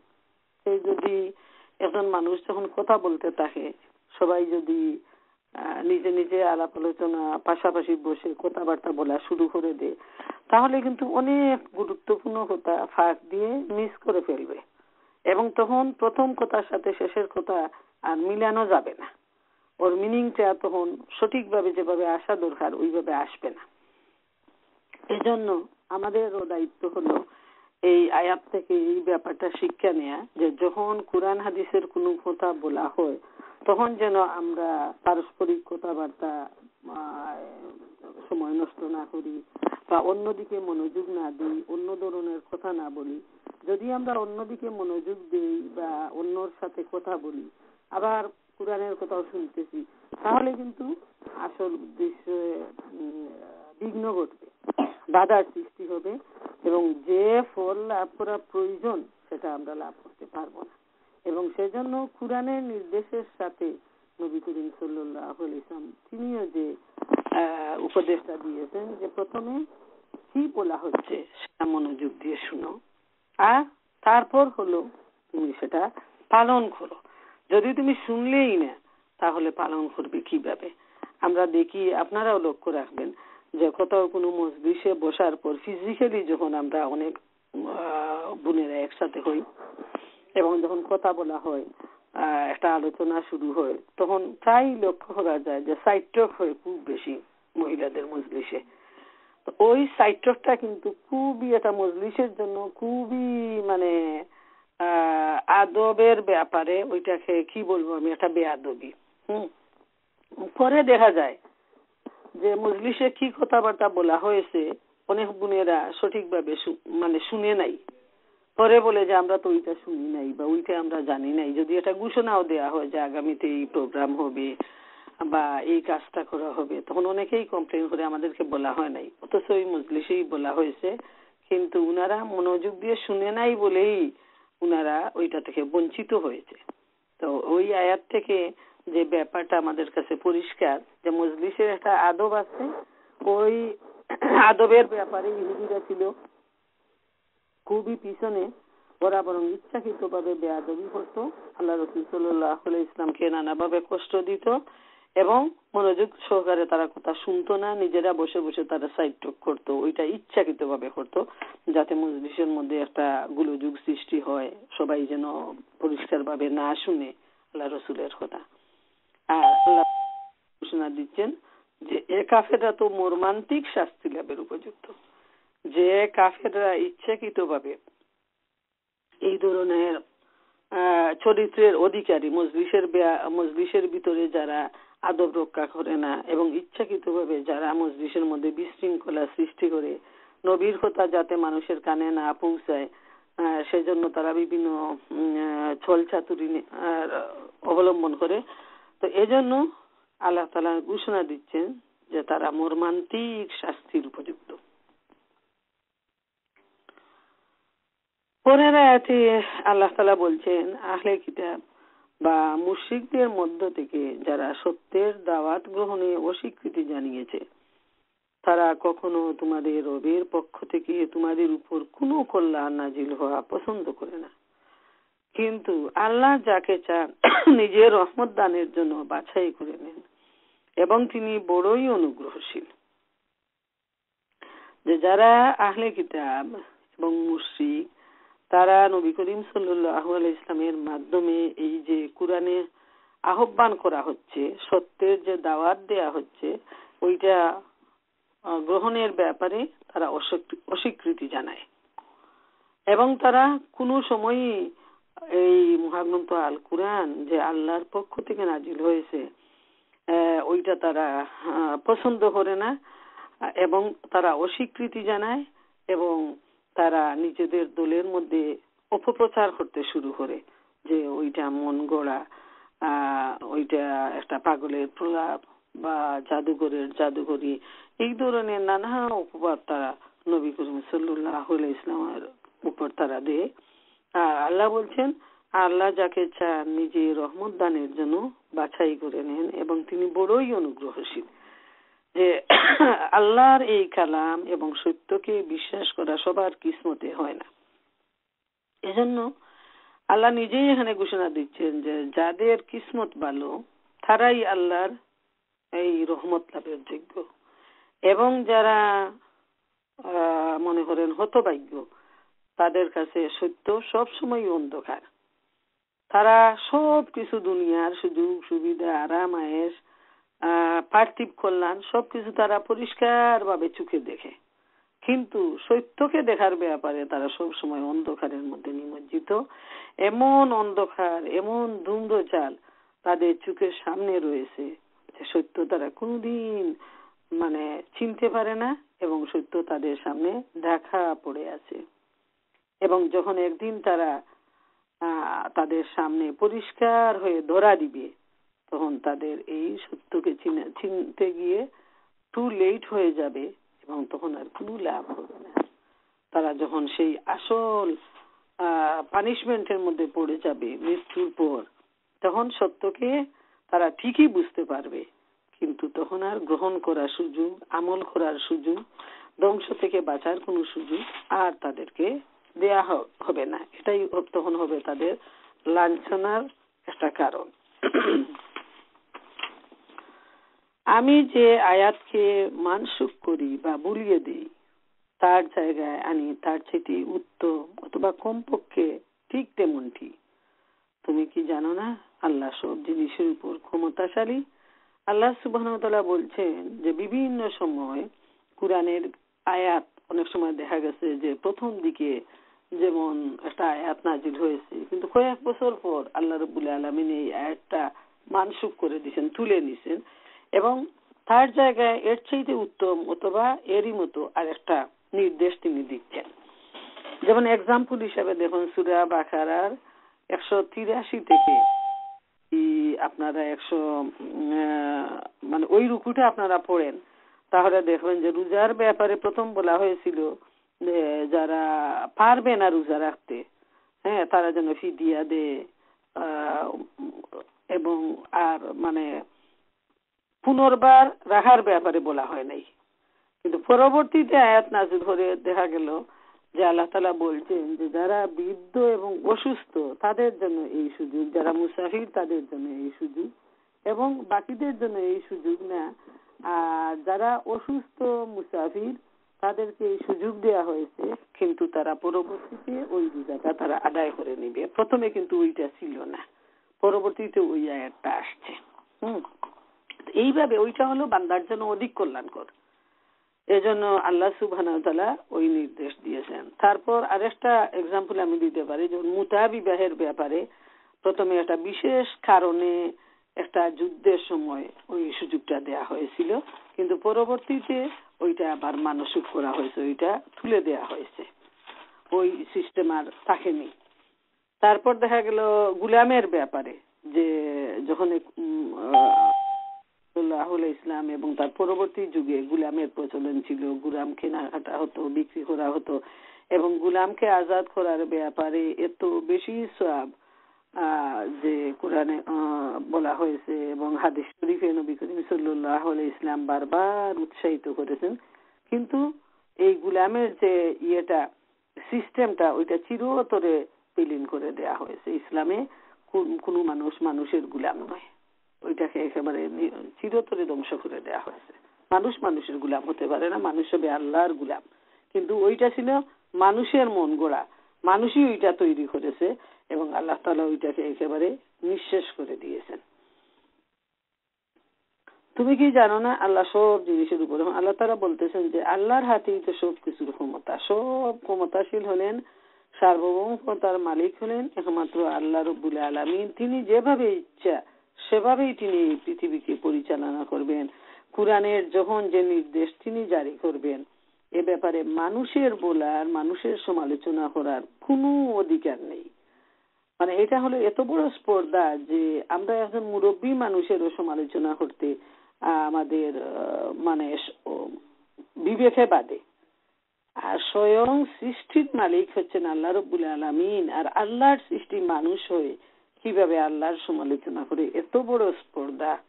যখন তাদের উপর জাহান্নামের আগুন চাপিয়ে দেওয়া হবে তখন তারা বুঝবে যে তারা কত বড় সাহস করেছিল এবং কত বড় অন্যায় করেছিল। এরপরে আল্লাহ বলছেন, তুমি কি জানো না পৃথিবী ও আকাশ রাজি শাসন কর্তৃত্ব একমাত্র আল্লাহ, আর তিনি ছাড়া তোমাদের আর কোনো পৃষ্ঠপোষক ও সাহায্যকারী নেই। নবীর মাধ্যমে দুনিয়াবাসীকে আল্লাহ জানিয়ে দিচ্ছেন যে পৃথিবী আর আকাশের সম্পূর্ণ ক্ষমতা হলো আল্লাহ। তিনি পৃথিবীবাসীকে যেমন পরিচালনা করেন, আকাশ রাজ্যকেও তিনি পরিচালনা করেন। এই চাঁদ, সূর্য, গ্রহ, তারা এত শক্তিশালী, এক একটা গ্রহ সবগুলাকে পরিচালনা করেন একমাত্র আল্লাহ রব্বুল আলামিন। আর এই জমিনের মধ্যে আমরা যদি একটু চিন্তা করি তাহলে দেখি যে শুধু মানুষরাই আমাদেরকে নিয়ে আমরা এত ব্যস্ত হয়ে গেছি। আমাদের কতটুকু প্রয়োজন, আমরা যদি জঙ্গলের একটা বড় পশুর সাথে তুলনা করি তাইলে তো তার তুলনায় আমাদের প্রয়োজনটা অনেক কম। আমাদের খাবার 3 বেলা 4 বেলা খেয়েও আমরা একটা বড় পশুর সমান আহার আমরা করতে পারবো না। তারপর আমরা পেরেশান হয়ে যাই, মানুষ মিথ্যা কথা বলে, অন্যায় করে, খেয়ানত করে, মানুষের সম্পদ আত্মসাৎ করে, খুন খারাপি সব কিছু করে এত বড় নাফরমানির মধ্যে মানুষ ডুবে আছে। অথচ আল্লাহ রব্বুল আলামিন তার জঙ্গলের এত বিশাল প্রাণীগুলো, বাঘ, বল্লুক, হাতির মতো বিশালকায় প্রাণীকে আল্লাহ তাআলাই খাবার দান করেন। সাগরের নিচে এত বিশাল বিশাল প্রাণী, সেগুলোকেও আল্লাহ রব্বুল আলামিন খাবার দান করেন। ওদের মধ্যে কোনো মারামারি, হিংসা, বিদ্বেষ কিছুই নেই। যার যার মতো খাবার খেয়ে ওরা নিজের দিন নিয়েই তারা ব্যস্ত থাকে। তাদের আহারের পর তারা কিন্তু অন্যায়ভাবে অন্য একটা প্রাণীকে গিয়ে হত্যা করে না। একটা পশুরও এই বুদ্ধি, এই বিবেক আছে।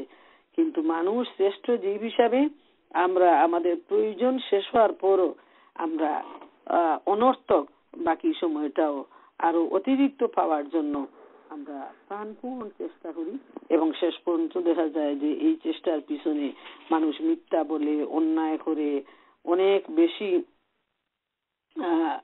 পাপ করে, যেটা ভাষা দিয়ে বর্ণনা করা যাবে না।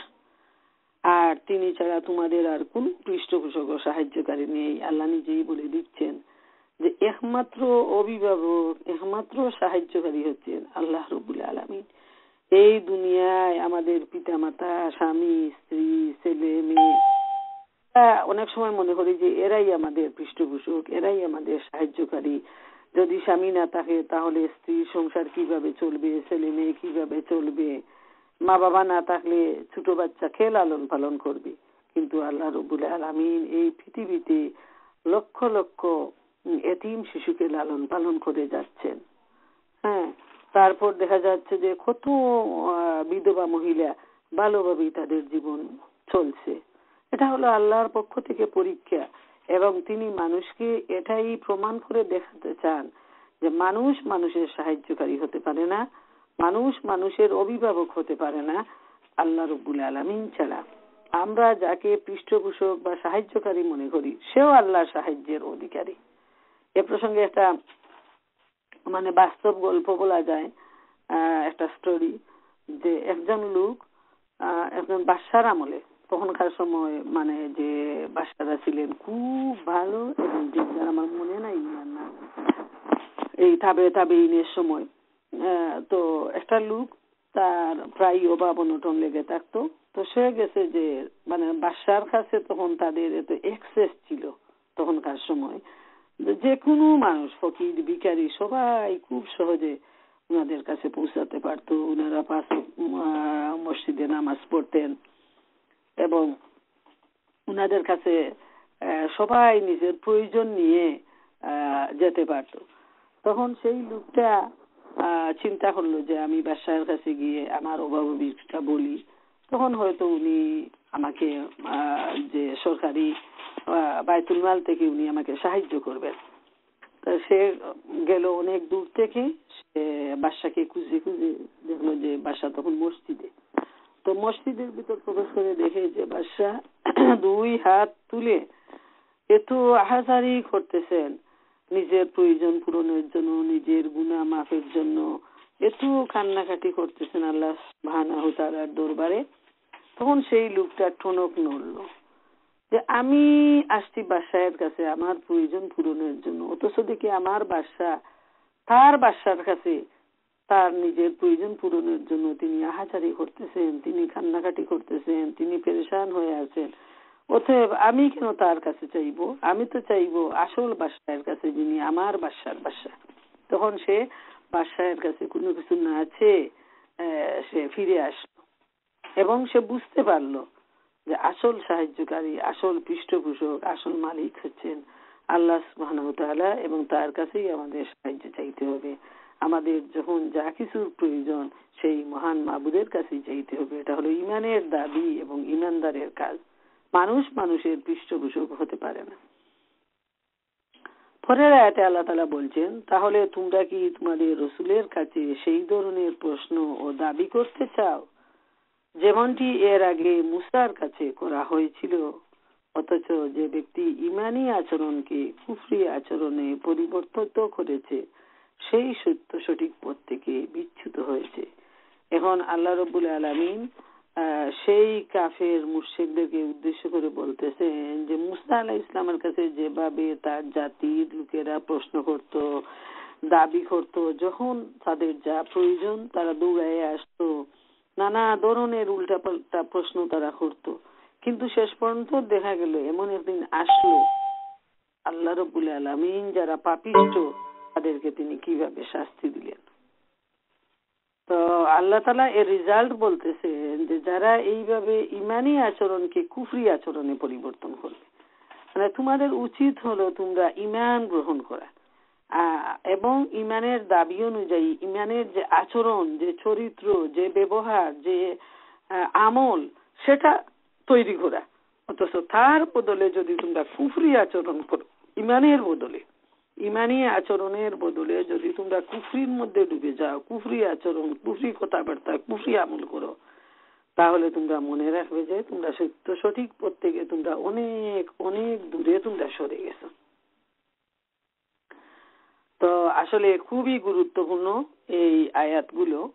আমি আপনাদের সামনে যে মাত্র 4টা আয়াত নিয়ে আলোচনা করলাম, তো এখানে বিশেষ করে প্রথম দিকে মাহফিলের আদবটা শিখানো হয়েছে এবং ইহুদিরা যে বেআদব ছিল তাদের সেই চারিত্রিক আচরণটা এখানে তুলে ধরা হয়েছে এবং তাদের শাস্তির ব্যাপারেও আল্লাহ রাব্বুল আলামিন এখানে চ্যালেঞ্জ দিচ্ছেন তাদেরকে। এখান থেকে যে শিক্ষাটা সেটা হলো ফিজিক্যালি আমরা বসি আর এইভাবে টেলিকনফারেন্সের মাধ্যমে আমরা যদি করে বসি তাহলে টিভি অনেক সময় টিভির আওয়াজ শোনা যায়, বাচ্চাদের সাথে গল্প কথাবার্তা অন্য ফ্যামিলির মানুষের সাথে শোনা যায়।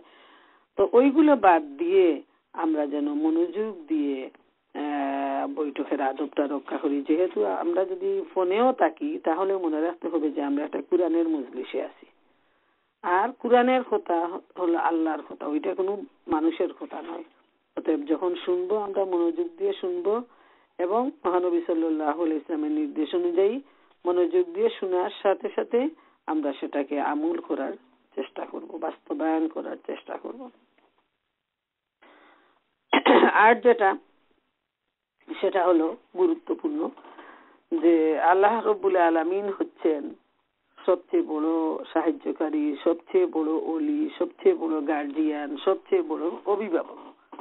অতএব আমরা সর্বাবস্থায় আল্লাহ সুবহানাহু ওয়া তাআলার উপর ভরসা করব এবং ভরসার মতো ভরসা করব, যেভাবে ভরসা করা উচিত, যেভাবে আল্লাহ তাআলা চান এমন ভরসাই আমরা আল্লাহ সুবহানাহু ওয়া তাআলার উপর করব। তাহলে এই ভরসাতেই আমাদের সঠিক যে রেজাল্ট সেটা আসবে। আর যদি ভরসার মধ্যে কোনো ধরনের দুর্বলতা পাই তাহলে মানুষের কাছে ধরা না পড়তে পারে, আল্লাহ তাআলার কাছে তো কোনো কিছু গোপন রাখা নেই। অতএব আল্লাহ রাব্বুল আলামিনের কাছে সব কিছুই প্রকাশ্য, দিবালুকের মতো স্পষ্ট।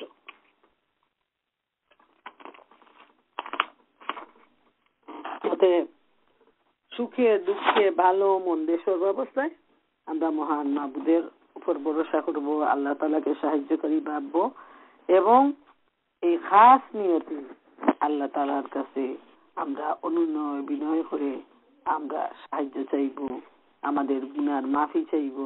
আল্লাহ সুবহানাহু ওয়া তাআলা এই 4টা আয়াত থেকে আমাদেরকে সঠিক শিক্ষা নেওয়ার তৌফিক দান করুন। আমিন ওয়া আখিরু দাওয়ানা আনিল হামদুলিল্লাহি রাব্বিল আলামিন। বাকি সময়টা আমি আপনাদের সামনে একটু পরকালের বিষয় দুই একটা হাদিসের মাধ্যমে আলোচনা করতে চাই। সেজন্য যে মানুষের জীবনটা এত সংক্ষেপ যে আমার মনে সেদিন 2-3 দিন আগে আমি একটু ফেসবুক খুলে বসছি। প্রতিদিনই 2-1 বার বসি, চেক করি দেশের অবস্থা জানার জন্য, মানুষের মতামত জানার জন্য যে কি হচ্ছে না হচ্ছে। তো প্রথমেই যে মেসেজটা দেখলাম সেটা আমাদের একজন বোনের স্বামী, উনি বাংলাদেশে থাকেন, আমেরিকায় আসেন, উনি ব্যারিস্টার, ঢাকায় থাকেন। তো দেখি প্রথম উনার একটা পোস্ট এবং ইন্না লিল্লাহি ওয়া ইন্না ইলাইহি রাজিউন লিখে, তো আমি খুব মনোযোগ দিয়ে পড়লাম যে কি বিষয়, কার কি হয়েছে।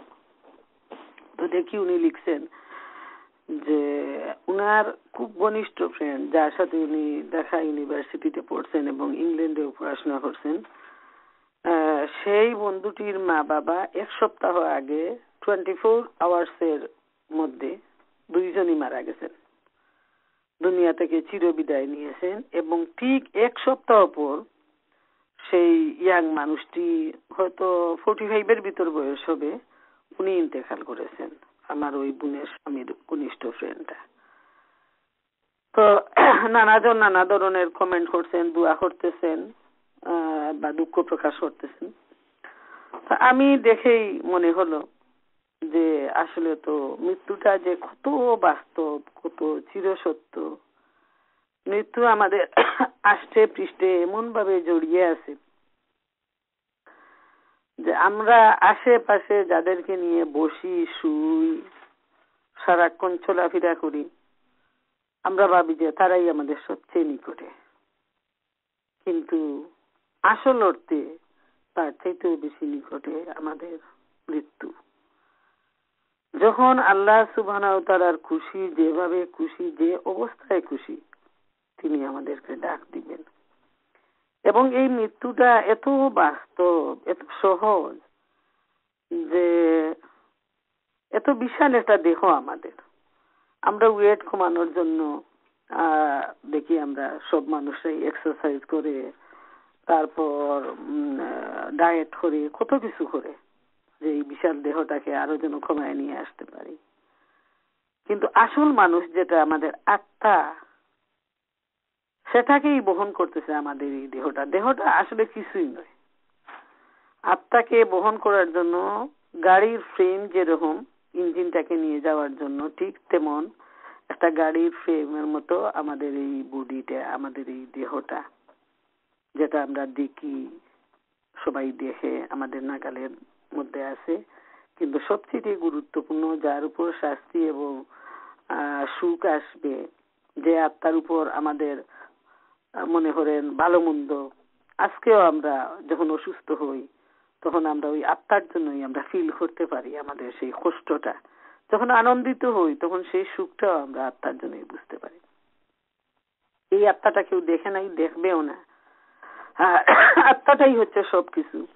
এবং আল্লাহ তাআলার হুকুমে যখন আল্লাহ রাব্বুল আলামিন অর্ডার করবেন, সাথে সাথে মালাকুল মউত এসে হয়তো দাঁড়ানো অবস্থা, বসা অবস্থা, শুয়া অবস্থা, গাড়িতে, বাসে, ট্রেনে, প্লেনে, বেড়ানোতে, নামাজ অবস্থায়, ঘুমন্ত অবস্থায় আল্লাহ সুবহানাহু ওয়া তাআলা নিয়ে যাবেন। কোনো তোয়াক্কাই করবেন না। আর তখন কোনো অবকাশও দিবেন না, তখন কোনো সুযোগও আমাদেরকে দেয়া হবে না। হুকুম হওয়ার সাথে সাথে সেই মালাকুল মউত এসে আমাদের সেই আত্মাটাকে এই বিরাট দেহ থেকে ছু মেরে নিয়ে যাবে। হায় আল্লাহ, এই সময় সবার জীবনে আসবে। কুল্লু নাফসুন যায়কাতুল মউত, প্রত্যেকটা সৃষ্টি মৃত্যুর স্বাদ গ্রহণ করবে। কোনো সন্দেহ নেই, কোনো সন্দেহ নেই। যেই এই দুনিয়ার জীবন নিয়ে আসবে, প্রাণ থাকবে, তারই মৃত্যু হবে, তাতে কোনো সন্দেহ নেই। এ সম্পর্কে সূরা জুমার ৮ নম্বর আয়াতে আল্লাহ সুবহানাহু ওয়া তাআলা ইরশাদ করেন, কুল ইন্নাল মাউতাল্লাযী তাফিরুনা মিনহু ফাইন্নাহু মুলাকীকুম সুম্মা তুরাদ্দুনা ইলা আলিমিল গায়বি ওয়াশ শাহাদাতি ফায়ুনাব্বিউকুম বিমা কুনতুম তা'মালুন। এদেরকে বলুন যে মৃত্যু থেকে তোমরা পালাচ্ছ, তা নিশ্চয়ই তোমাদেরকে পাকড়াও করবে। অতঃপর তোমাদেরকে সে মহান সত্তা আল্লাহর নিকট হাজির করানো হবে, যিনি তোমাদের প্রকাশ্য গোপন সবকিছু জানেন। আর তখন তিনি তোমাদেরকে তোমাদের দুনিয়ার আমল সমূহ জানিয়ে দিবে। প্রিয় মা বোনেরা আমার, বাঁচার কোনো উপায় নেই। যখন ধরা পড়ে যাব, তখন আল্লাহ সুবহানাহু ওয়া তাআলা বলছেন, এই দুনিয়ার জীবনে আমরা যা কিছু করেছি, করতেছি, করে আসছি অতীতে, সব কিছু কিন্তু আল্লাহ সুবহানাহু ওয়া তাআলা তখন আমাদেরকে জানিয়ে দিবেন। সুবহানাল্লাহ। এ সম্পর্কে তিরমিজি শরীফের একটা হাদিসে আসছে, হযরত সাদ্দাদ ইবনে আওস রাদিয়াল্লাহু আনহু হতে বর্ণিত, নবী করিম সাল্লাল্লাহু আলাইহি ওয়াসাল্লাম বলেছেন, প্রকৃতপক্ষে বুদ্ধিমান সেই ব্যক্তি যে নিজ প্রবৃত্তিকে বশ করেছে এবং মৃত্যু পরবর্তী জীবনের উদ্দেশ্যে কাজ করে। আর বুদ্ধিহীন হলো সেই ব্যক্তি যে আপন নফসকে প্রবৃত্তির খামখেয়ালির হাতে সঁপে দিয়ে আল্লাহ রহমতের উপর অহেতুক আশা বেঁধে আছে। তাইলে এই হাদিসটা আমাদেরকে কি বলে দিচ্ছে? এত সাইন্টিফিক নবী করিম সাল্লাল্লাহু আলাইহি ওয়াসাল্লামের উপদেশ বাণী যে আসল বুদ্ধিমান তো সে যে মৃত্যুর পরবর্তী জীবনের জন্য কাজ করে। আর সেই হলো বুদ্ধিহীন যে নিজের নফসকে খামখেয়ালির উপর, প্রবৃত্তির উপর ছেড়ে দিয়ে আল্লাহর উপর আশা করে বসে আছে। একদল মানুষ আছে না, আল্লাহ আমাকে মাফ করে দিবেন, আল্লাহ এত দয়াবান। এটা তো অবশ্যই, আল্লাহর দয়া না হলে তো দুনিয়ায় এক কদম অগ্রসর হওয়ার কোনো উপায় নেই। আর বাকি রইল তো বিশাল আখিরাতের জীবন।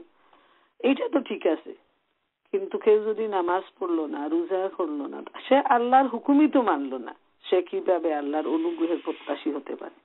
আল্লাহ তো তাকেই অনুগ্রহ করবেন যে আল্লাহর হুকুম মানবে এবং হুকুম মানার পর আল্লাহ সুবহানাহু ওয়া তাআলার কাছে আশা করবে যে আল্লাহ তুমি আমাকে মাফ করে দাও। এটাই হলো স্বাভাবিক বিবেকের দাবি। আর সেটা না করে যদি আমরা নফসের উপর ছেড়ে দিলাম, নফস যা খুশি যেভাবে খুশি দুনিয়ার জীবনে আনন্দ আহ্লাদ আমানতের খেয়ানত হিংসা বিদ্বেষ সব কিছু করে থাকলো, কিভাবে সে মানুষটা আশা করতে পারে যে এত অন্যায় এত বিচার, সারা দুনিয়ার জীবন সে আল্লাহ তাআলাকে খুশি করার জন্য চিন্তাই করলো না, কোনো চেষ্টাও করলো না, নিজের ছেলে মেয়েকেও কোনো শিক্ষা দিল না। হ্যাঁ, সবচেয়ে আফসোস লাগে আমার, দুনিয়ার এত বুদ্ধি, এত সুন্দর ঘর বাড়ি সব কিছু আছে, কিন্তু নিজের সন্তানকে মানুষ নামাজ শিক্ষা দেয় না, পর্দা শিক্ষা দেয় না। হ্যাঁ, তারপর ওই সন্তানের প্রতি আশা করে যে ওটা আমার সন্তান আমার সন্তান। ওই সন্তান তো তোমার সরকাতের সাথে সাথেই তার সাথে তোমার সম্পর্ক বিচ্ছিন্ন হয়ে গেলে সে তো তোমার কি করবে? সে তোমার বন্ধু হওয়া তো দূরের কথা, সে তো তোমার দুশ্মন হয়ে যাবে। তার কারণ তুমি তাকে ইসলাম সম্পর্কে কোনো শিক্ষা দিয়ে যাওনি। কাল কিয়ামতের ময়দানে সে তোমার উপর আল্লাহর কাছে অভিযোগ করবে যে আমার এই মা আমার এই বাবা আমাকে দিন শিখায়নি, নামাজ শিখায়নি, পর্দা শিখায়নি, ফেলার আগে আমার এই পিতামাতাকে আগে শাস্তি দাও। এই ব্যাপারে মনে রাখা প্রয়োজন। এভরিডে আমরা শুনতেছি অমুকের ক্যান্সার, অমুকের হার্ট অ্যাটাক, অমুকের স্ট্রোক, অমুক অল্প বয়সে মারা গেছেন। ওইগুলা সব হলো আমাদের কাছে একটা স্বাভাবিক ব্যাপার হিসেবে আমাদেরকে নিতে হবে। যার হায়াত সময় যখন শেষ হয়ে আসবে তাকে অবশ্যই তার আসল বাড়িতে আসল ঠিকানায় চলে যেতে হবে। আসলে আমরা অনেক সময় ভুলে যাই, দুনিয়ার জীবন দুনিয়ার ঘর বাড়িকেই আমরা মনে করি যে আমাদের আসল বাড়িঘর, এবং সেজন্যই আমরা অস্বস্তি বোধ করি, পেরেশান হয়ে যাই মানুষের মৃত্যু সংবাদে।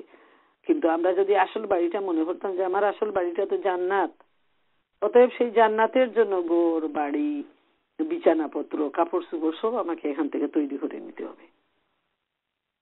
হ্যাঁ, ওই চিন্তা যদি আমরা করতাম তাহলে কিন্তু আমরা এত পেরেশান হয়ে যেতাম না। মারিয়া দাদু শেষ হয়ে যান।